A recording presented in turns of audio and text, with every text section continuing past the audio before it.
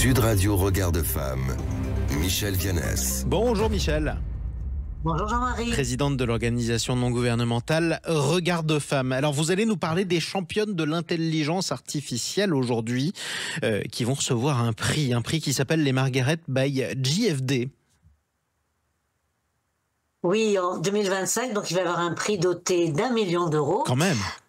Oui, quand même, pour les femmes qui veulent dans la tech. Et donc, c'est l'accélérateur de croissance des femmes dans la tech, donc JFD, John Forces Under, qui souhaite donc propulser des nouvelles voies féminines dans l'intelligence artificielle grâce à un programme d'accélération de croissance et l'attribution d'un prix, le Margaret by JFD, qui est doté, comme je viens de vous le dire, d'1 million d'euros. Et Margaret, eh bien, c'est le prénom de Margaret Hamilton, qui était la directrice de la division software engineering, génie logiciel en bon français, de la NASA, dont les travaux sur les logiciels embarqués sur les vaisseaux spatiaux Apollo ont permis à l'homme de marcher sur la Lune. Oui, Donc, effectivement. Une nouvelle promotion 2025 dont on va placer des femmes au cœur de cette fameuse révolution de l'IA et va récompenser justement des projets innovants qui s'appuient sur l'intelligence artificielle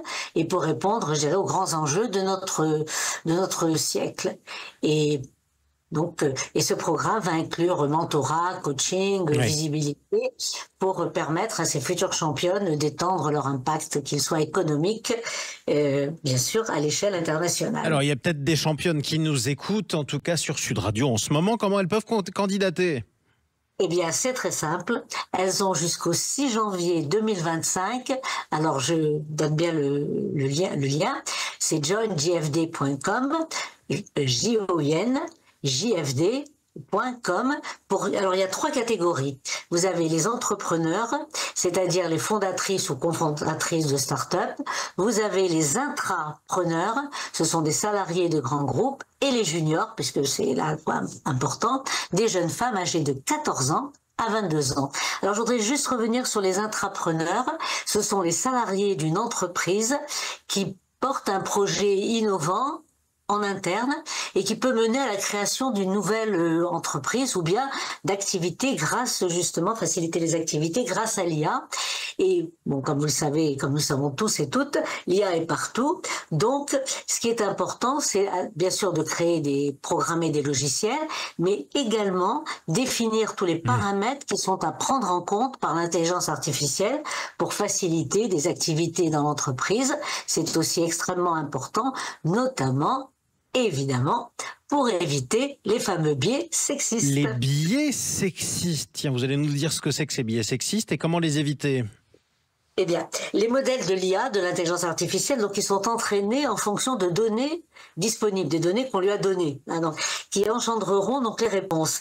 Et ils sont donc biaisés toujours par la non-information ou un manque d'information. Et donc, ce qui se passe en fait, c'est que l'IA va répercuter, va amplifier les représentations. On en a parlé la semaine dernière, 93% des dirigeants du CAC 40 sont des hommes. Donc, l'IA va répondre que les femmes ne peuvent pas diriger les entreprises du CAC 40. Et donc, il faut éduquer l'IA, la nourrir même, avec des informations et du contenu.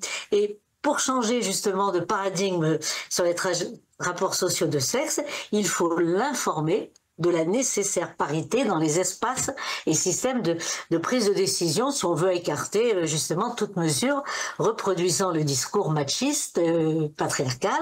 Et imaginons, cher Jean-Marie, un logiciel qui bloquerait le paiement des salaires d'une entreprise si l'égalité des salaires entre femmes et hommes bien sûr, à poste et ancienneté égale, ne soit pas respectée. Ah oui, ça, ce serait radical, effectivement. C'était Michel Viannès, mesdames et messieurs, celle qui veut déconstruire l'intelligence artificielle quelques années seulement après sa construction.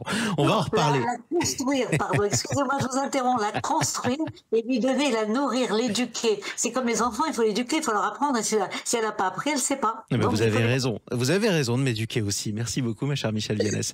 Je rappelle que vous êtes la présidente de l'organisation non gouvernementale Regard de Femme. On vous retrouve samedi prochain. À samedi.